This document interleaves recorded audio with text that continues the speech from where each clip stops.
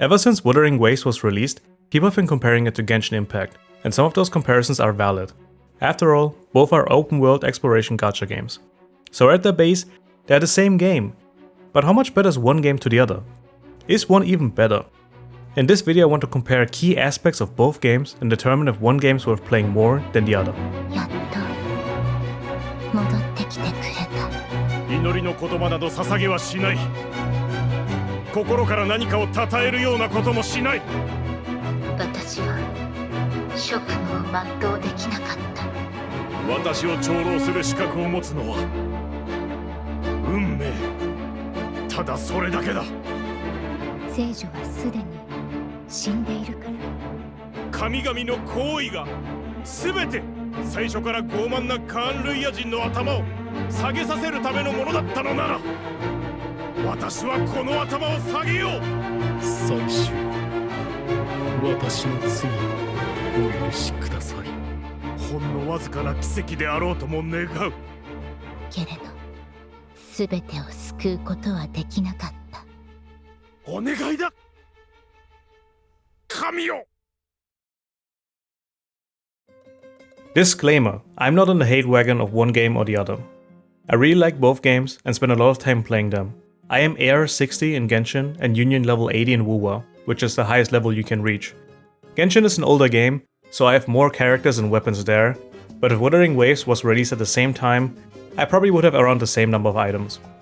I try to be as unbiased as possible, because at the end of the day I will keep playing both, but I want to shine a better light on both games for people that are either indecisive on what game to sink their time into, or maybe just to get some perspective as to what a max level degenerate has to say on the matter.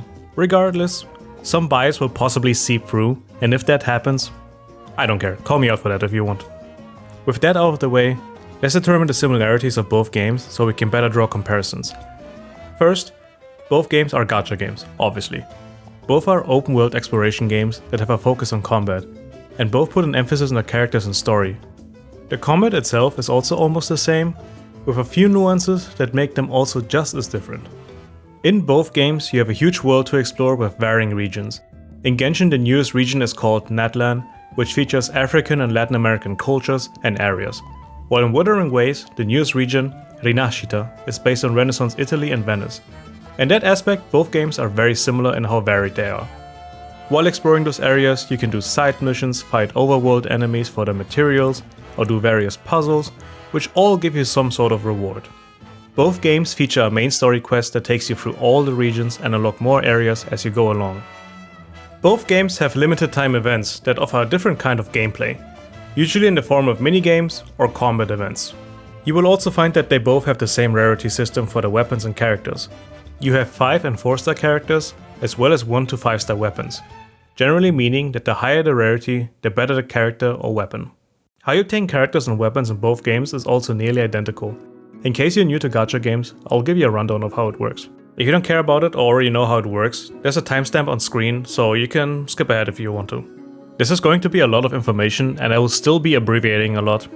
Both games have a banner system, and each game version or patch has a featured rate-up banner, or sometimes even more than one. On that rate-up banner is either a character or weapon you can obtain. In order to obtain that character or weapon, you need to exchange a certain premium currency to get pulls. Each gacha game has a different name for the pulls. Here in Genshin it is called wishing, and in Wuthering Waves it is called convening. Both games also have a permanent banner, in which you can obtain certain characters at random from the standard pool. Depending on if you want to pull for the featured rate-up banner or the standard banner, you will use up Lustrous/Radiant Tide for the characters, or Forging Tide for weapons in Wuthering Waves. For Genshin you use Intertwined or Acquaint Fate on the weapon and the character banner. You can either do 1 pull at a time or 10 at once. Both games have a similar system for which items you can receive.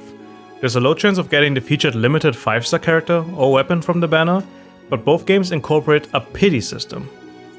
This means that you don't have to spend all of your pulls to hopefully get the character you want, but are guaranteed to get a 5-star after you use 80 pulls in Wuwa and 90 in Genshin. Both games have varying rates, but for the sake of not bloating this section any longer, let's pretend both of them are the same. Both games also have a 50-50 system, because after 90 pulls, you're not guaranteed to get the character or weapon you want, but instead could get a weapon or character from the standard pool. That sounds bad, but it also comes with a caveat. If you lose the 50-50 on the featured radar banner, the next time you get a 5-star character, you're guaranteed to receive the one on the featured radar banner. That pity system is carried over to the next banner as well, so if you lost the 50-50 from one banner, and then the next version comes out, then you can get the desired 5-star on the next one. For example, as of time of writing, Genshin version 5.7 released with the character Skirk being featured on the radar banner, and for Wuthering Waves, version 2.4 with Cartiv. How do you pronounce that?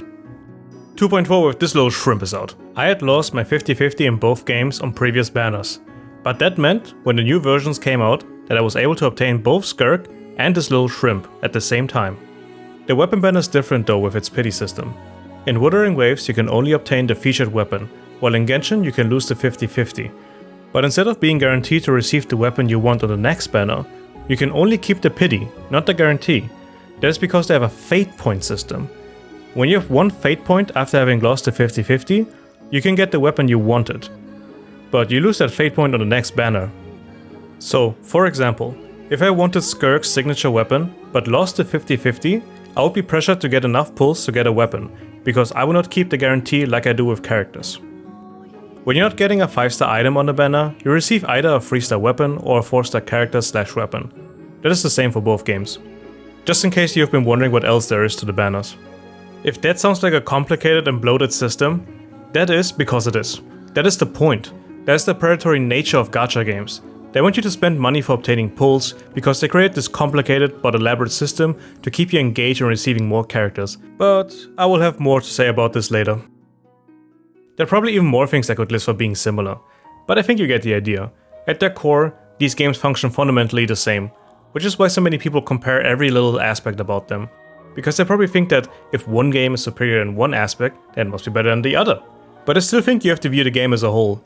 I didn't stick around for either game just because the cooking minigame was flashier than the other. Each game offered me something that made me come back to explore it.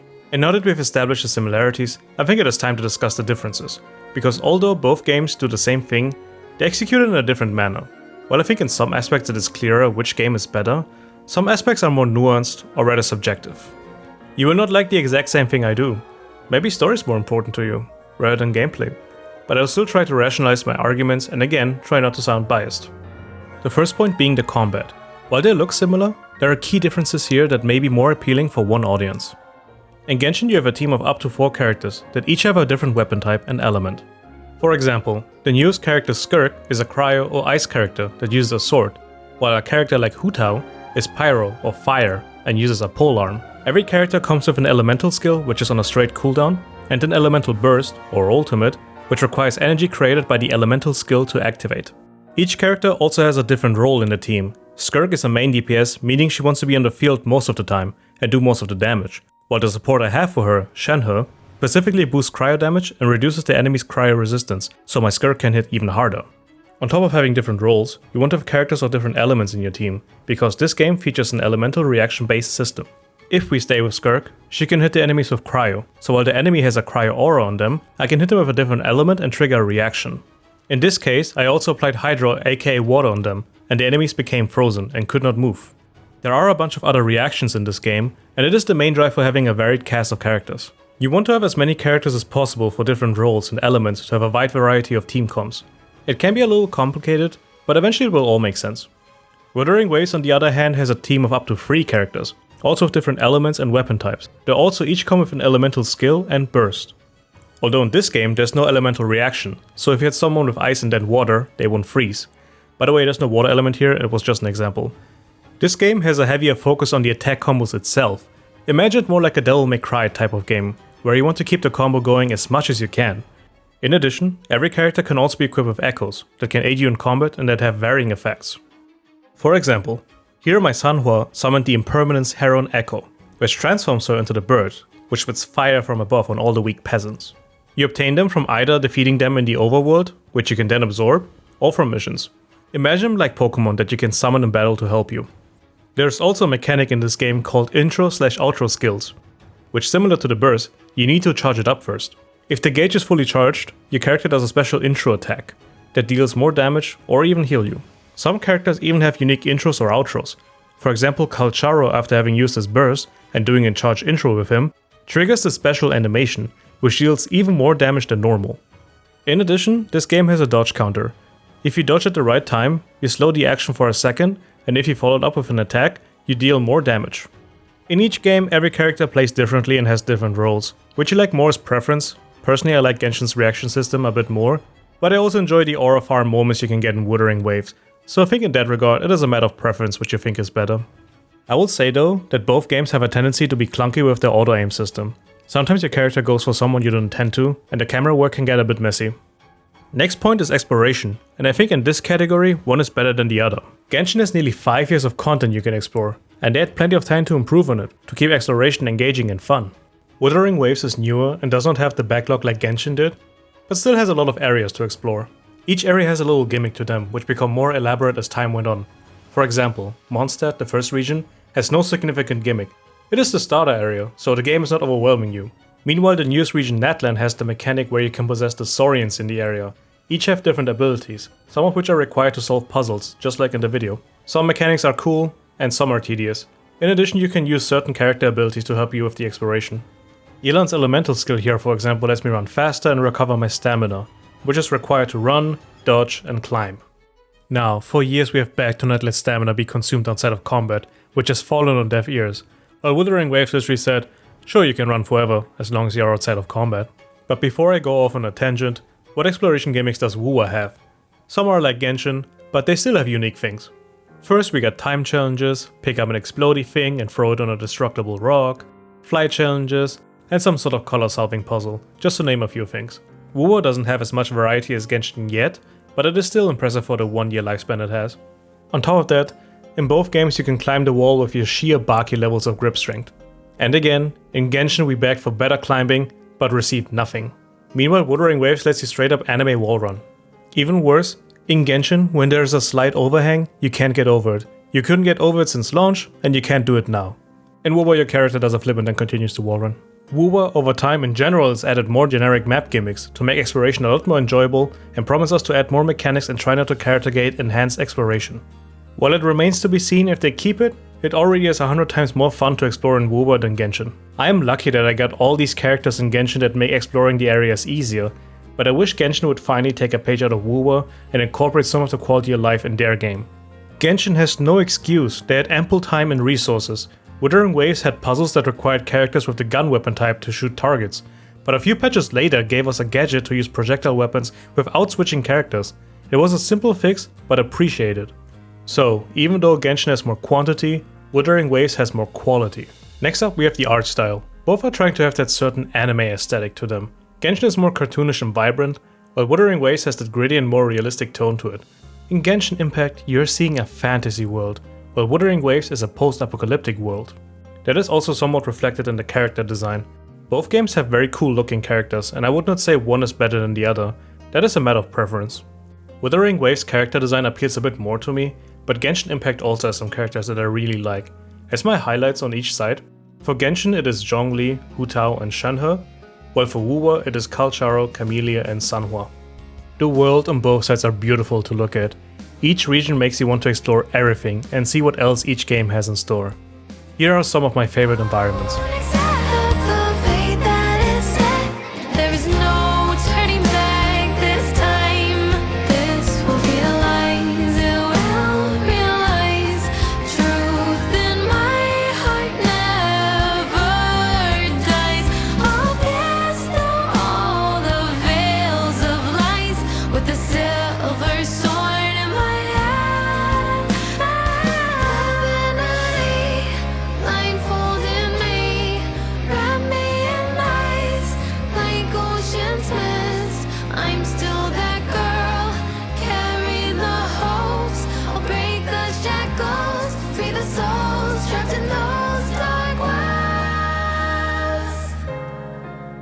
Let's continue with the endgame modes. Both games feature a few endgame modes, and Genshin added Stygian Assault with this patch. And both are varying in difficulty. For example, in order to get all the rewards in Genshin's newest game mode, you need to defeat every boss within a certain time limit at 7 different difficulties. In Genshin split their types of rewards into 2. In order to get the Primo Gems, so you can get your pulls, you need to beat it at hard difficulty. That is pretty doable with a semi-invested account, so no issues there. The problem is the other side of the rewards. Genshin introduced weapon skins with this patch, which you can only unlock by beating this game mode on dire difficulty, which for many sounds so cool, me included. Then the game mode released. And we played it. Yeah, that game mode is truly vile. And I don't mean it in a fun, challenging Dark Souls or Elden Ring kind of way, but in a what were the devs thinking kind of way. Say I have skill issues or that I built my characters wrong, but you can't tell me that I had to put up with the fearless difficulty for 4 hours just to barely beat it. I specifically wanted to get footage of me beating it to show how it looks like, and it nearly broke me. I would fight Melania 100 times back to back before attempting this garbage again. This game mode is not only a DPS check, because the enemies have too much health, but also an account check. I have a lot of characters, many of which have their full premium team, and I still cannot even get close to the final difficulty. And before you argue that the endgame modes is supposed to be hard and need to build your characters correctly, the thing with endgame modes is that you have content you can do when you reach the end of the game and not the end of your credit card limit. Anyway, enough ranting. This game mode sucks and I will not elaborate further. People who play this game for a living make a better point than me, but I will talk about the other two modes Genshin has. Spiral Abyss was the only endgame mode Genshin had for a while, and it feels very dated and boring at this point. Basically, you need to ascend a spiral where you create 2 teams to clear a variety of enemies, and if you asked me about 2 years ago, I would say it was a good endgame mode. It felt a bit challenging, but fair. You definitely need a variety of characters, but nothing that felt unfair. Now I think it is the most boring thing ever. One reason being the newer enemies the devs create are very lackluster in design. Some have gimmicks that are tied to specific characters, namely the mechanic that the characters from newest region Natlan have. Those enemies don't require you to play characters from that region, but it is oh so much easier if you do, and makes the characters from previous regions feel obsolete. I'm not saying it is not doable, but what the developers pull off here feels very cheap. So I would say Spiral Abyss has become a mid-game mode, until they balance it properly again, and don't need to rely on cheap tricks to make it difficult. The third and last mode, Imaginarium Theater, is a similar case, only it feels more unhealthy than both game modes combined. For one, you need a lot of characters, and a lot of them being the meta if you want to have any chance of clearing it. And I mean clearing it at even lower difficulties. This game mode is anti-free to play and even anti-low spender friendly. This game literally goes, what? You don't have wannabe Sasuke on your account to even participate in this game mode? Oh, tough luck. But we can give you a trial version of him, with the worst loadout possible, so you might as well not even bring him. But in order to even start, you need to have a certain amount of characters. I am skimming over the details a bit, because I honestly think the endgame modes just don't feel fleshed out, and that it is a waste of time, especially trying to attempt higher difficulties with low to medium investment. Genshin really had so much time, feedback, and resources to make better and more interesting modes. Outside of these 3 modes, there isn't any other content you can do on a regular basis. No weekly challenge or repeatable exploration to pass the time. So in that sense, I think Genshin's endgame is a disappointment. Now, let's look at Wuwa, and I think they're better than Genshin, but not by as much as people think. Wuthering Waves offers more endgame content, but is the quality of it good? Like the Spiral Abyss, we have the Hazard Zone, which makes you create up to 3 teams to clear waves of enemies and bosses. And this game mode got hands. The lower floors already hit hard, even with moderate investment, but nothing ever in a sense that I feel like is hitting a brick wall. I still haven't cleared the final challenge, and probably never will, but it feels like I could, if I really put the time into it. Sadly, that means you will miss out on some rewards, which you could have put into getting more pulls or character resources. Next, we have the hologram challenges. These get added as the versions go on, so you can take your time clearing them.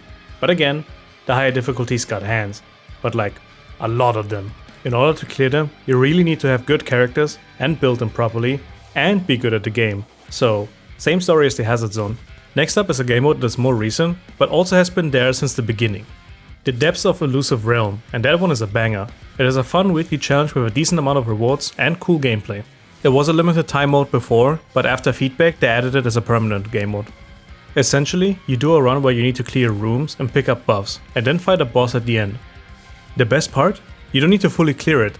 After each run you get points that goes to your weekly counter, and if you lose midway through, you can challenge it again and get the rest of the points. So, no FOMO on not getting the rewards to get more pulls. See Genshin? This is how you do it. The last one is the Wuthering Waves game mode, which is basically a boss rush where you get different buffs as you go on. Also a fun little thing that gets hard as you go on. Also hits hard. At this point, Wuthering Waves is the Dark Souls of gacha games. Generally speaking, you have more modes than Genshin, but I would say that they all still feel very much the same on just being difficult challenges. It does certainly give you more incentives on actually coming back to play the game, something that Genshin can't really do recently. And that is why I would also have to say that Wuwa has better endgame than Genshin, merely for that fact alone. After discussing endgame, I think this transitions well into the next section, quality of life improvements. Because this is another case where a clear win is emerging, and I will not beat around the bush. Wuwa implements more and better quality of life changes than Genshin. That is not to say that Genshin does no meaningful quality of life changes, but more so that they come too little, too late. If we look at Genshin's 5-year lifespan and compare it to Wuthering Waves' a little bit over a year lifespan, there are clear differences in what was a critique point and how fast the change was implemented. And before someone says, Wuwa just had to copy Genshin and implement those improvements from the get-go, I will disagree. Time plays no role. You can't tell me that a simple change like changing the maximum amount of resin or having a reserve resin couldn't have been implemented a year after release. Especially since Honkai Star Rail came out and implemented it not even a year after release. Meanwhile, the only change they did to the resin was increase the amount, but not the charge speed, or getting reserve resin. Hell, even a reduction in cost for farming materials would be nice. To quote a wise man, we asked for more water and they gave us a bigger cup. Or something like that, I couldn't find the clip. You know what? Here are changes Genshin could have done in the past 5 years that don't require too much effort. 1. You can farm the same weekly boss 3 times instead of once. 2. You can farm the same weapon and talent material every day. 3. Not needing to wait 3 seconds to change teams. 4. The teapot not needing to make me enter co-op mode and by consequence not being able to teleport to single player mode quests. 5. Co-op while doing the story mode to some degree. 6. The farming map showing every enemy when you need to farm for the drops.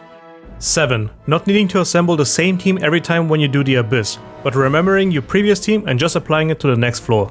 8. The Andreas weekly boss fight having a dedicated teleport spot. 9. Stamina not being consumed while outside of combat. 10. Condensed resin either being easier to make and not requiring crystal cores, or simply being able to spend up to 40 resin per domain run. 11. Getting to level 90 not requiring 6 of these golden stones. 12. Being able to collect your daily rewards and co-op. 13. Being able to replay cutscenes. 14. Having more buff icons visible on your HUD if you want to. 15. Training dummies to track your damage or practice rotations. 16. Have the patch notes be easier to see in game and not make me go to HoYoLab. 17. More than 60 FPS on PC, and this one is easy because the iPad Pro had 120 FPS since the launch of Genshin. I could go on, but I think I made my point clear. These are all things that don't require 10 years to develop. Not to mention bigger quality of life changes that take more time, but are still important. After 5 years, we got artifact loadouts, and I won't say there aren't good changes. Like when they decreased the cooldown time of their treasure map and actually put a marker on the map, or resetting all your cooldowns in the Spiral Abyss when you retry the challenge, but it doesn't mean that they can't implement a lot more. They are not a small indie team, they make millions of dollars with Genshin alone. Now let's look at Wuwa. From the get-go, it had nice features since launch that get expanded upon, even if we don't ask for it. That doesn't mean there aren't changes I would like to see, but generally, Wuthering Waves does a better job at listening to feedback and actually bringing meaningful changes. Let's go over some examples. There are pistol characters in this game and puzzles that require you to shoot targets, meaning you would need to switch to a pistol character just to do the puzzle. But a few patches after release, they gave us a gadget that is like the gun, so no need to switch anymore. The loot mapper gets a bigger radius and 3 charges instead of 1. 120 FPS on PC, man!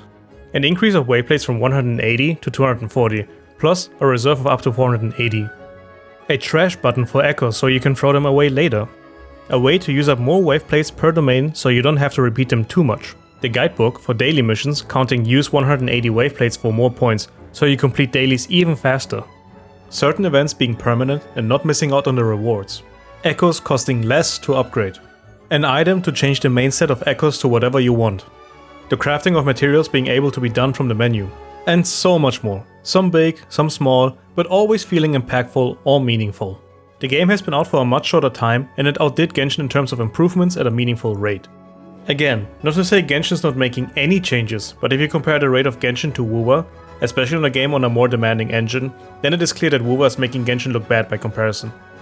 Obviously there are still some improvements that I would like to see, like the drop rates being higher and the auto-targeting being better, but still, Wuwa is taking another W. And when we discuss the quality of life improvements, we also must talk about the technical aspect and performance. I'll say this outright, yes, Wuwa is technically better than Genshin, but that comes at a price. But let's start with a basic overview between the two games. Genshin uses the Unity engine, while Wuwa uses the Unreal Engine 5. The Unity engine has a bit of a rap of being weak. While there definitely aren't graphical examples as good as Red Dead Redemption 2 for example, I still think that the engine creates beautiful graphics and effects.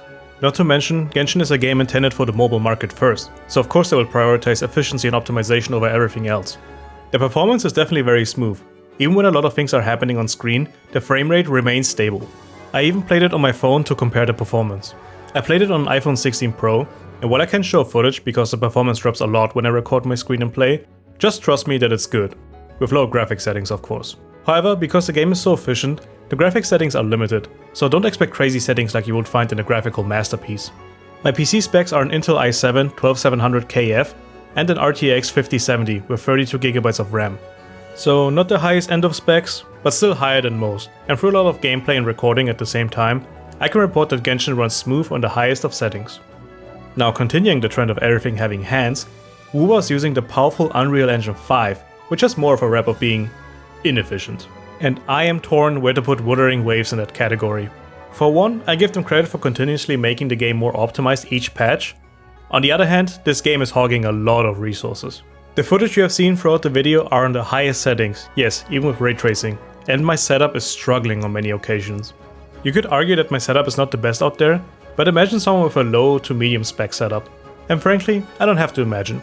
Before I started writing the script, I had another PC that had an Intel i5 with an RTX 3060, and that is considered a humble setup. The game on lower settings without ray tracing ran very choppy. The game on lower settings still looks good, don't get me wrong, but it makes me wonder for which platform this game is marketed for. When I played it on mobile, I wasn't sure what Black Magic Kuro Games employed, because I had little to no issues. Granted, the iPhone 16 Pro is on the higher end, but still, I expected the game to not run at all. I can't say how the performance is on consoles, so maybe one of you guys can comment on that if you play on console. One thing is for sure, Wuwa has objectively better graphics in terms of textures, effects, and animation. That is a game that showcases the capabilities of the Unreal Engine 5. And I mentioned animations just now. There I can say a lot more. Both have very good looking animations, well textured and detailed models of the playable characters, and cool ultimate effects.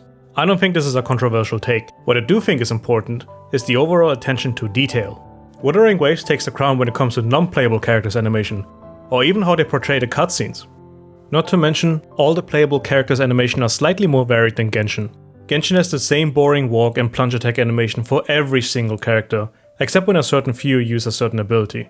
That also reflects how cutscenes look in both games.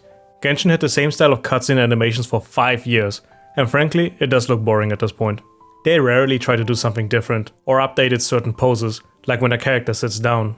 I really try not to glaze Wuthering Waves too much, because they also have their default cutscene animations, especially when NPCs are just giving expositions, but they also have those cinematic moments, where they play with perspective, depth of field, or have animations unique to certain cutscenes, without doing the pre-rendered cutscenes. For Genshin you could blame it on the engine, but I think it just comes down to a certain laziness or lack of resources invested. But overall, I think it is tough to say which game is better when it comes to the technical aspect. Genshin runs smoother and is more stable overall, but has a more stale set of animations, while Wuthering Waves has current AAA titles levels of graphics, but has more performance issues. So I think a tie is warranted, even though I think Wuthering Waves graphics are better than Genshin. Next point I want to compare is the story, because as I mentioned in the technical aspect, Wuthering Waves has a certain way to make the cutscenes look a bit more interesting. It doesn't necessarily mean that the story is better than Genshin. Judging the story is subjective, because the setting in both games play a huge role to consider. However, it is not wrong to say that both games have interesting stories and lore respectively. A lot of visual storytelling is also present. I like both stories. Both are filled with interesting characters, twists, sufficient build-ups that lead to payoffs, and not to mention, both games have extreme moments of hype.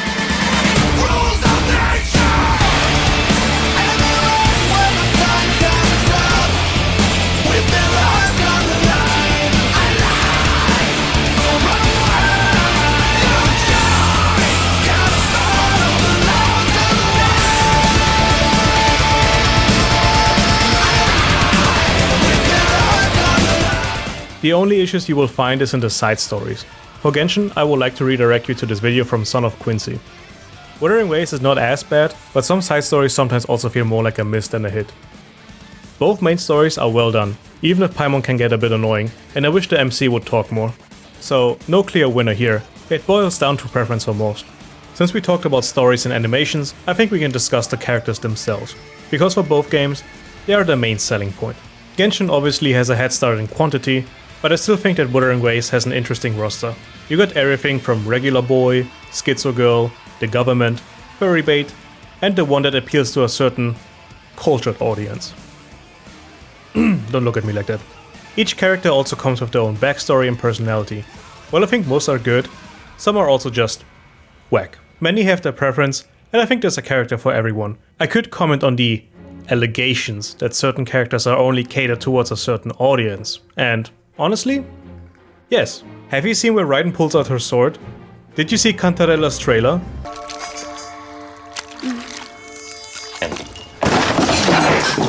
They're not hiding it. That is literally their marketing, so it is pointless to discuss this. So, I will only say that both games are doing an excellent job with their designs and personalities. They're also doing an excellent job at not adding more 4 stars. Final point is the monetization. This is tricky, because both are very similar, both being a gacha game, and like I said earlier, are by their fundamentals designed to be predatory. Obviously, they want to make money, and be warned, it is too easy to overspend on both games. Once you hit that moment of wanting to get a character after you lost at 50-50, is when you fall into a hole and feel the call to swipe. Especially as mentioned in the Endgame section, it feels like the game is trying to shove all the newest limited 5 stars down your throat. However, I can say one thing. The base game is free.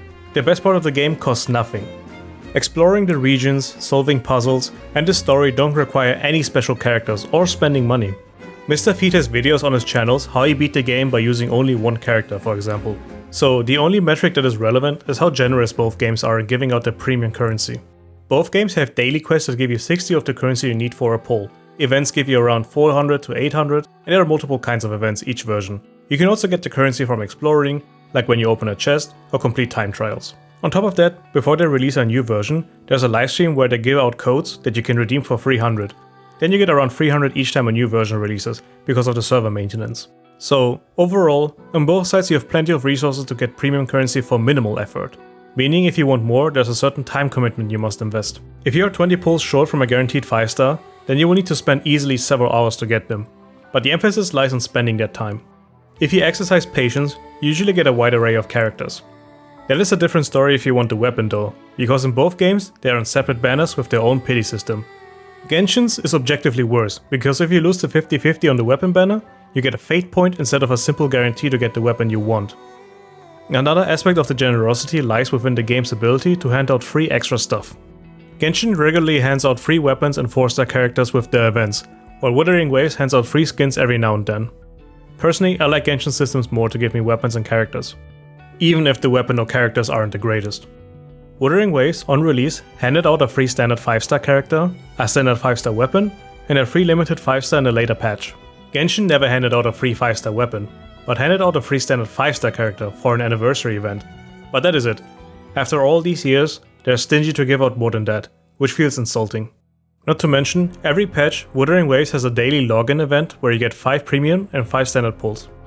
Genshin only does a daily login event for 2 occasions, Chinese New Year and their anniversary, which kind of stings, especially since their other games have a daily login event where you get 10 premium pulls.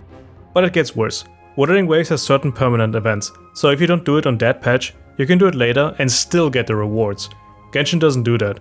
Worse yet, no event is replayable, which sucks because they have a habit of making key lore quests tied to the limited events. At this point, I don't care if I don't get the rewards for doing it, but there are certain stories I missed by not being able to play, or not having played yet. If you are a veteran player, you have a plethora of rewards in Genshin, especially if you played since launch. But if you're a casual and don't play that often, well, you're kinda screwed in Genshin. Not saying you won't get a lot of rewards in the future, but it sucks you won't get them if you play now. Wuthering Waves recently gave you a chance to get former limited time rewards, namely the weapon skins and event weapons. I thought before writing this that both games are similar in generosity, but so far, Wuwa handed out more free stuff than Genshin has over a longer period of time. Many say it is because it needs to catch up to Genshin's longer release window, but I don't care. Genshin had ample time to increase the amount of rewards, especially since there are a lot of characters and weapons right now, so you need to save up way more to get anywhere close to everyone you want. So, what if you're someone who does want to spend money? The simple answer, both suck. Let's assume this scenario. You're on 0 pity, no guarantee, and you have 0 currency. Also, let's say you're unlucky, lose to 50-50 at maximum hard pity, and need to get hard pity again to get the 5-star you want. Then you need to spend around $200 to get the limited 5-star on the banner. I'm not doing crazy calculations, because they can vary, and this would make the video even longer. Just trust me on this. Maybe if you're lucky, you only need to spend $50 to $100 if you want the 5-star on the banner. Alternatively, you can buy certain bundles in Wuwa that have a few pulls and other materials. There's also the daily login pass, where you can spend $5, and if you log in every day, you get 90 of the premium currency. Then, both games have a $10 battle pass, where you can get some premium and standard pulls. So, overall you can get away with being a low spender on both games, as long as you actively play them. You just need to be careful not to burn yourself out in the process. But if you're free to play, Wuwa has the edge when it comes to generosity, but if you spend money, both games are equally bad. Now, after this arduous journey of comparing most aspects, we need to come to a conclusion. Both games have their strengths and weaknesses, so it boils down to preference what you like more, because maybe you like the more anime-style graphics of Genshin, or maybe you prefer the precise and combo-varied combat system of Wuthering Waves.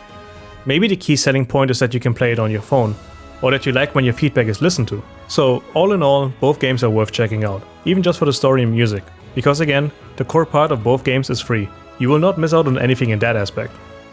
But enough lawyer talk. You didn't come here to hear "it depends" after nearly 40 minutes. And if I had to say which game is better, then obviously it is Wuthering Waves. There are several reasons for it. One, I like how it allows me to play more casually, because of the fact that certain events are permanent. 2, the way the cutscenes are animated and presented are more appealing, since it doesn't feel like I'm watching the same thing repeatedly. We will have to see how they will do it in the future, but if they keep it up, it will be more engaging, I am sure. 3, feedback gets heard more often and gets implemented at a much faster pace than Genshin. Your complaints usually don't last long, and you get some meaningful improvements relatively soon. Which is a factor that is very make or break to many people, and probably a reason why a lot of people might prefer Wuwa to Genshin. 4. The exploration feels a lot smoother in Wuthering Waves than in Genshin. So many times I stopped my exploration session in Genshin early, simply because it feels clunky and slower than Wuwa. I really hate how the exploration quality of life is tied to certain characters, rather than creating tools to make it better for everyone. Hopefully it changes in the future. 5. The details for animation. After having played Genshin for many years, I get tired of seeing so many animations copy and pasted. Sometimes I feel like I'm watching the same cutscene over and over again, only with different voice lines. I sincerely hope Genshin adds more animations, at least for the playable characters in the future. Which leads me to 6. The way Wuwa reinvented some combat aspects by not adding a new element, but instead introduced aerial combat. Genshin is in desperate need of a significant gameplay update, and I don't mean adding a new element, I mean something similar to aerial combat, new reactions, or a new move. Even if it requires a massive rework. Hell, even quality of life changes to the core combat would be welcome at this point. And lastly, the endgame aspect. For me it feels like Wuthering Waves endgame is something you can actually train for, rather than it being an account check. This was more of a personal opinion, but Genshin's Stygian Assault really discouraged me from attempting more endgame in the future. This can change if Wuwa decides to turbo nuke the difficulty, but so far it feels better to do it there. Now that this video is over, I thought I'd close it with some words for the future for both games. Because again, I still like both games and want them to succeed. Competition should be something that both games use to keep improving, and we, the consumers, can benefit from. Right now I think Wuthering Waves is better, but who knows, maybe Genshin pushes out some banger patches, while Wuwa stagnates. Then I prefer Genshin again. But in an ideal scenario, I have no strong preference to one game or another. Let me know what you think. Do you like Wuwa more or Genshin? Have you played both games or none? Maybe you dropped both and are playing something else entirely. Hopefully not League. If you like this video, I would appreciate it if you like and subscribe to my channel. See you in the next one.